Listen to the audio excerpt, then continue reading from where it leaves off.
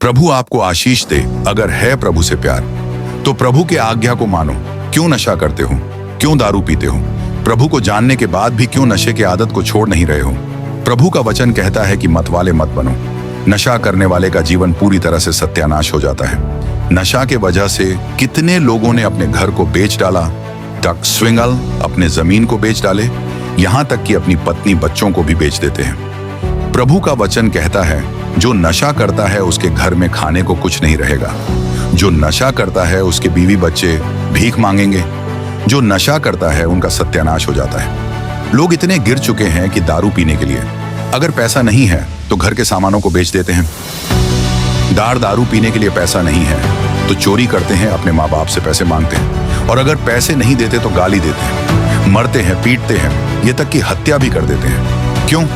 इतना क्यों तुम लोग दारू और नशे में चूर होते जा रहे हो?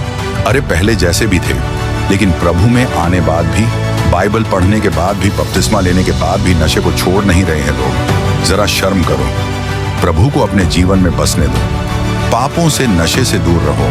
जय मसीह की।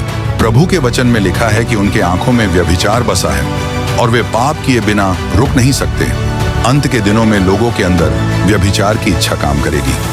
लड़के लोग लड़की को देखकर गलत काम करने की इच्छा करेंगे। लड़कियों के अंदर गलत काम करने की इच्छा होगी। अपने आप को इन सब चीजों से बचा के रखो। पापों में फंसने से बचो, व्यभिचार में गिरने से बचो।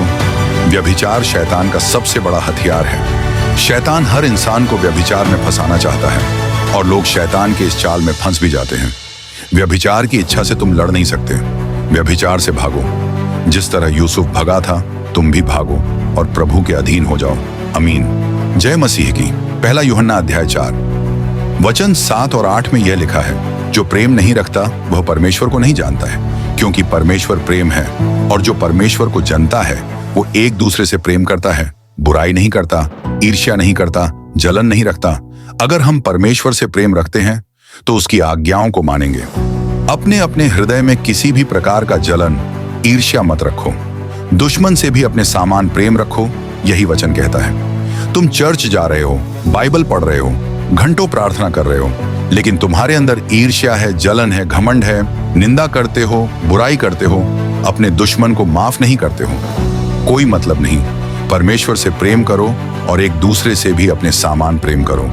जय मसीह की। एक बात बताओ, अगर आज ही प्रभु आ गया तो क्या तुम प्रभु के पास जाने के लिए तैयार हो? क्या तुम्हें लगता है कि तुम तैयार हो? जरा सोचो, दिन भर पाप में जीवन बिताकर रात को सो रहे हो, उसी वक्त प्रभु आ गया तो क्या करोगे? दिन भर गाली, लड़ाई, झगड़ा, व्यभिचार, नशा, चुगली, निंदा, अपमान, घमंड, अहंकार से भरा जीवन बिता रहे हो। प्रभु के आने में देरी नहीं है, क्या पता कब आ जाए। इसलिए अपने आप को तैयार करो, पापों से दूर रहो, पवित्र जीवन बिताओ जैसा तुम्हारा बुलाने वाला पवित्र है। तुम भी पवित्र बनो। पुराने विश्वासी होने के बाद भी, वचनों को जानने के बाद भी, बपतिस्मा लेने के बाद भी पापों में जीवन बिता रहे हो। शर्म करो थोड़ा। प्रभु को बदनाम कर रहे हो। प्रभु से आशीष की उम्मीद रखते हो तो प्रभु के अनुसार जीवन भी जियो। जय मसीह की। प्रभु के वचन में लिखा है कि उनके आंखों में व्यभिचार बसा है और वे पाप किए बिना रुक नहीं सकते।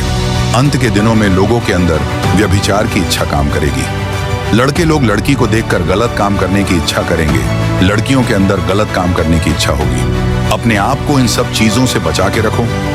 पापों में फंसने से बचो, व्यभिचार में गिरने से बचो। व्यभिचार शैतान का सबसे बड़ा हथियार है।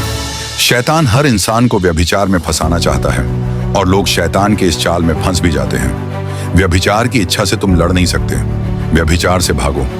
जिस तरह यूसुफ भगा था, तुम भी भागो और प्रभु के अधीन हो जाओ। अमीन।